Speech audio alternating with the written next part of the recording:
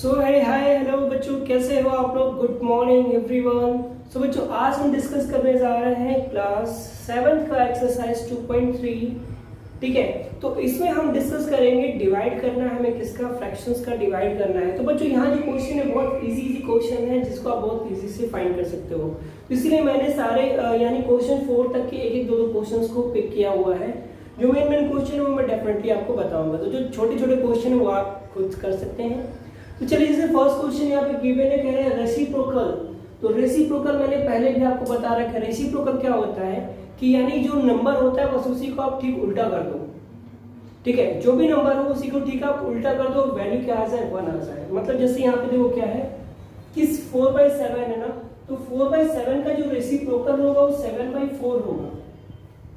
क्या होगा वो 7/4 होगा। इट मींस अगर हम सेम नंबर जैसे 7/4 है, हम कहते हैं इसका जो रेसिप्रोकल होगा वो 4/7 होगा। क्या होगा 4/7 होगा। इट मींस जब हम 7/4 में 4/7 को मल्टीप्लाई करें तो आंसर क्या आना चाहिए 1। तो देखिए आएगा 1 आ गया। इट मींस सिंपल सी बात है, रेसिप्रोकल पूछे तो आप आंख बंद करके नंबर को ठीक उल्टा लिख दोगे। इट मींस जो न्यूमरेटर होगा उसको नीचे, जो डिनोमिनेटर होगा उसको ऊपर कर दोगे तो आपका आंसर आ जाएगा।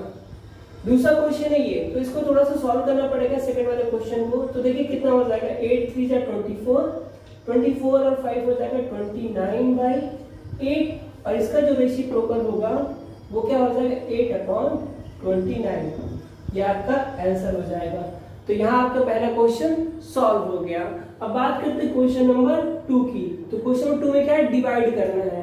तो डिवाइड करने का मैंने आपको फंडा बताया था। क्या करोगे आप, जो भी नंबर गिवन हो, जैसे ये 3rd है, जो भी नंबर गिवन हो उसको आप लिखिए।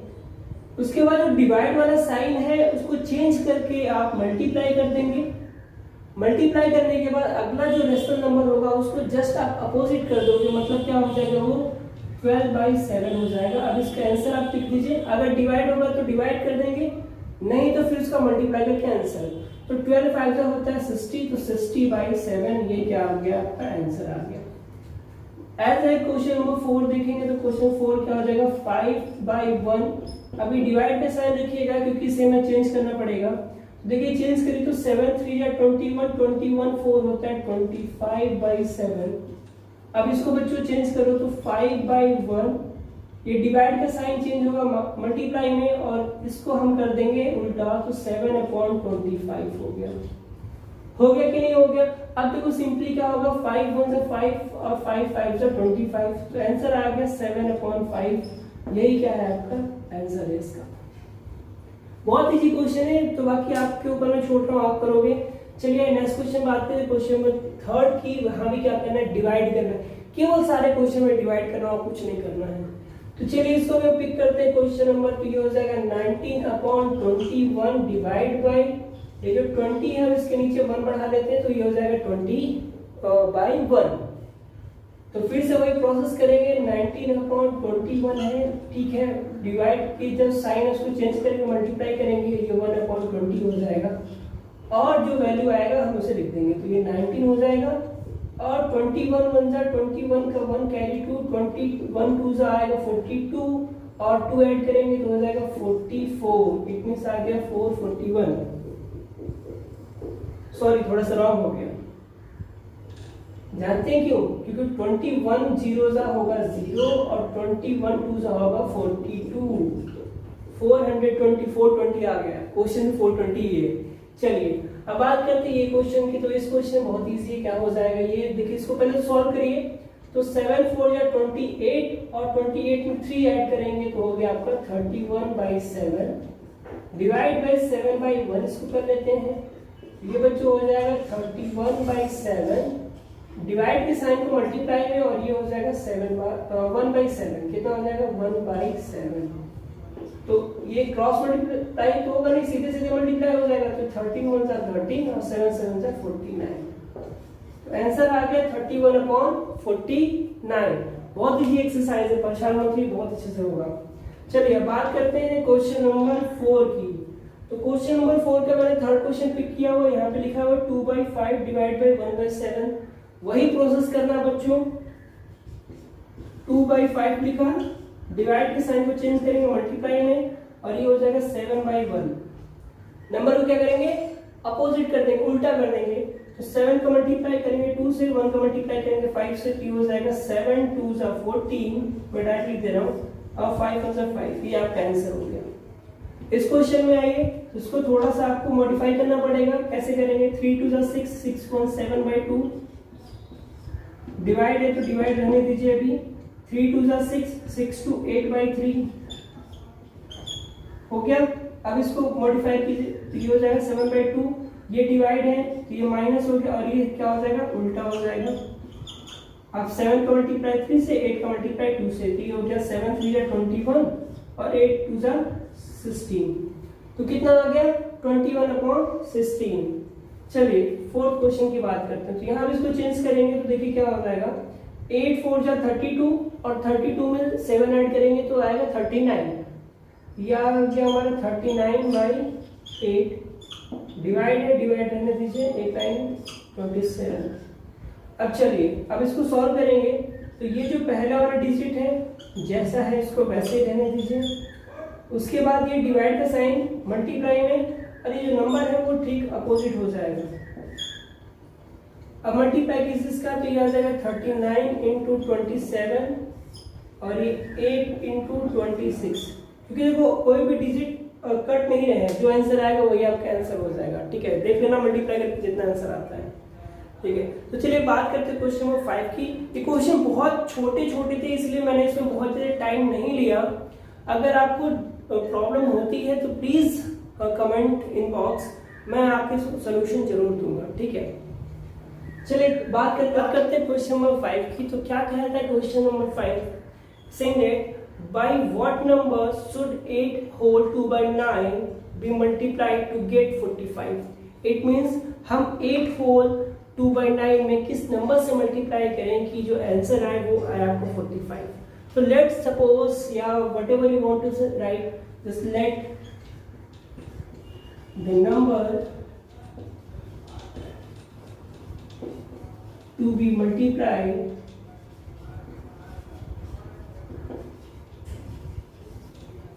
is x।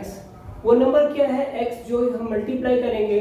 तो सिंपली किस में मल्टीप्लाई कर रहे हैं, हम मल्टीप्लाई कर रहे हैं 8 whole 2/9 में मल्टीप्लाई कर रहे हैं x का। तो जो रिजल्ट आ रहा है वो आ रहा है हमारा 45। कितना है, 45। तो क्या करें, सिंपली इसको सॉल्व करिए बच्चों। ये हो जाएगा 8 × 9 + 2/9 into x = 45। ठीक है, तो 8 9 से कितना होता है 72। 72 और 2 कितना हो गया 74/9। तो 74x/9 क्योंकि x का भी इसमें मल्टीप्लाई हो जाएगा = 45। अब देखो बच्चों, हमें क्या चाहिए, हमें तो चाहिए वैल्यू x की, बट यहाँ पे क्या आ गया, यहाँ आ गया 74/9। ठीक है, तो ये जो 74/9 है आप इसे यहां से उठा के इधर ले जाइए। तो ये हो जाएगा x = 45। यहाँ ये मल्टीप्लाई में, इधर जाएगा तो डिवाइड में जाएगा तो 74/9। ठीक, अब क्या हो जाएगा, x = 45/74। ये जो 9 है वो ऊपर चला जाएगा इंटू 9। ठीक, ये हो जाएगा x = 45 × 9/74। अब चेक करूं क्या डिजिट से कट रहा है क्या। आई थिंक कोई भी इसको डिवाइड नहीं कर पाएगा, कोई भी डिजिट नहीं जो इसको डिवाइड कर पाए। तो क्या करेंगे, सिंपल, जब डिवाइड नहीं करेगा तो इसको मल्टीप्लाई करके इसका आंसर लिख देंगे। तो x की जो वैल्यू हो जाएगी वो क्या हो जाएगी, x = मल्टीप्लाई कीजिए 9 5 = 45 का 5 कैरी 4 और 9 4 = 36 और 4 कितना हो जाएगा 36 4 4 40 और ये 74। यही क्या हो जाएगा आपका आंसर। यानी हम 8 whole 2/9 में अगर हम मल्टीप्लाई करते 400/5/74 से तो हमारा आंसर आ जाएगा। ठीक है, आंसर या तो इस फॉर्म में होगा या तो हो सकता है इस मिक्स फ्रैक्शन में हो। तो कोई दिक्कत नहीं है, क्या करेंगे आप इसको 74 से डिवाइड कर देंगे, जो आंसर आएगा वो हमारा मिक्स फ्रैक्शन हो जाएगा। ओके, तो what is the question number 6 is that the product of two numbers is 16 whole 6/7। It mean दो नंबर है जिनका जो प्रोडक्ट है वो कितना आ रहा है, वो आ रहा है आपका 16 होल 6/7। तो कह रहा है if one number is 6 whole 2/3 तो व्हाट इज द सेकंड। तो कुछ नहीं करना, जो नंबर है 16 होल 7/7 हम उसे डिवाइड कर देंगे 6 होल 2/3 तो हमारा आंसर आ जाएगा। तो क्वेश्चन लिखते हैं, वन नंबर या फर्स्ट नंबर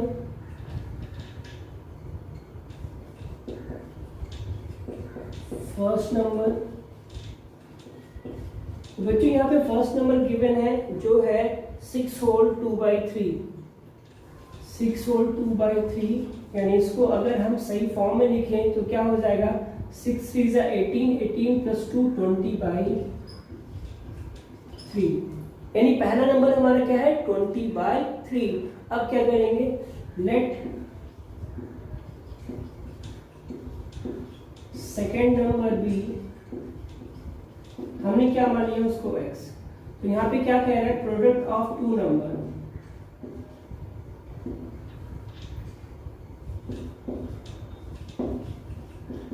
प्रोडक्ट ऑफ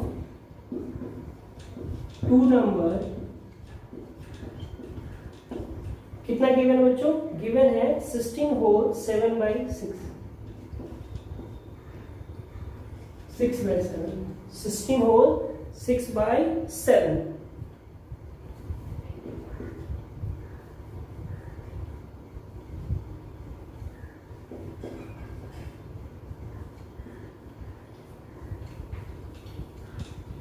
ठीक है, तो क्या होगा, इसको सॉल्व कीजिए, ये हो जाएगा 16 7 तो 16 6 होता है 96, 16 7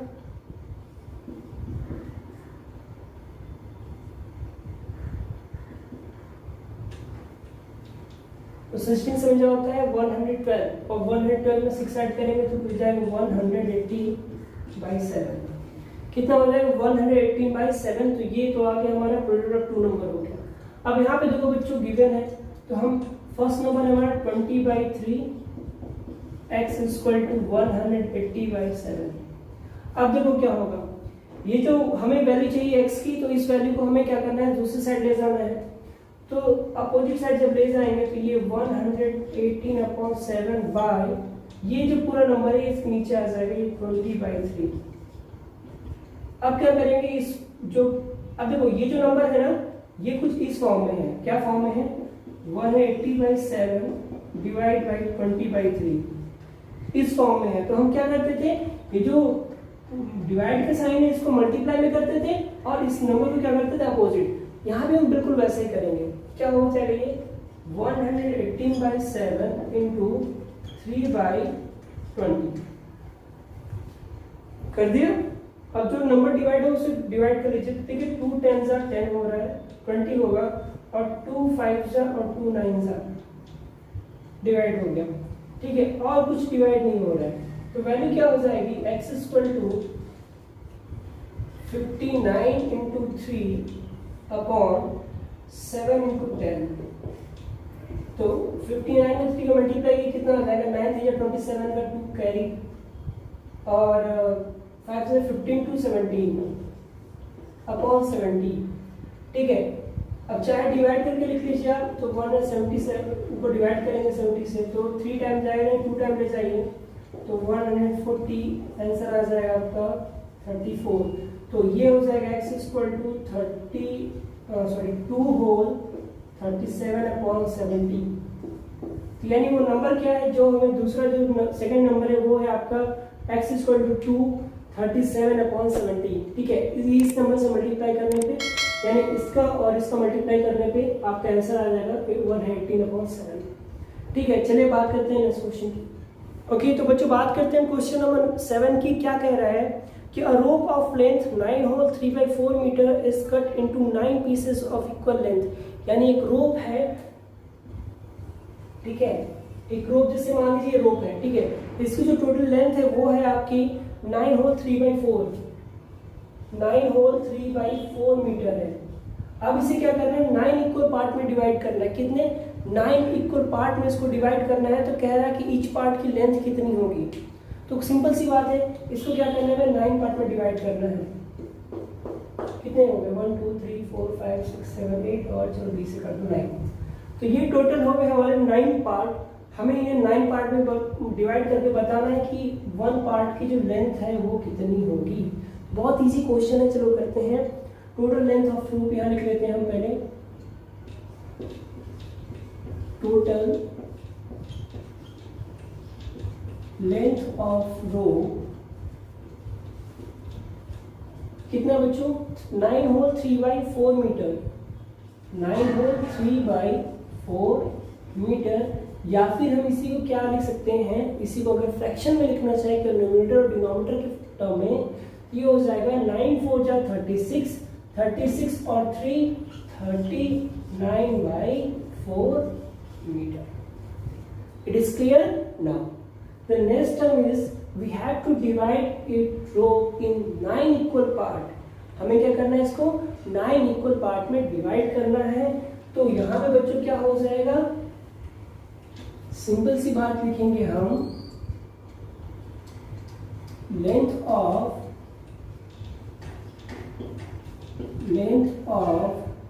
1 piece rope is equal to total length of rope divide by 9। Simple सी बात है, total length of rope divide by 9। तो टोटल लेंथ ऑफ रोप कितना है, 39/4 डिवाइड बाय 9।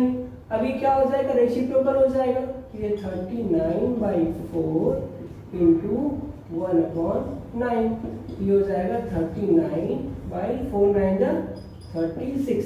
जैसे वेट यहाँ देखो डिवाइड हो रहा है, कुछ चीजें कटेंगी यहाँ पे, कुछ चीजें यहाँ पे डिवाइड होंगी। कैसे क्या, जैसे अगर मैं इसको देखूँ तो 13 3 होता है 99 और 3 3 होता है 9, तो यह आ गया आपका 13/4 12 सेंटीमीटर 12 मीटर।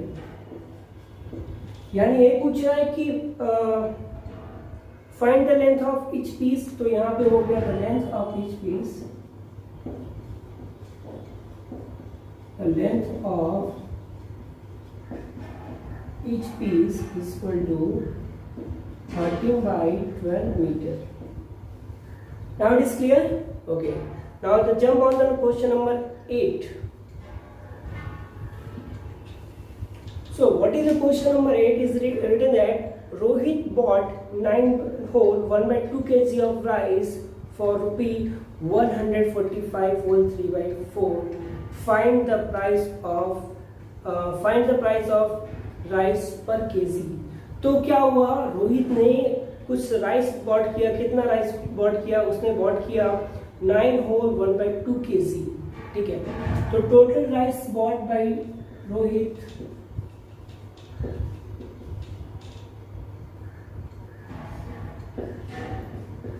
राइस, सॉरी रिच हो गया,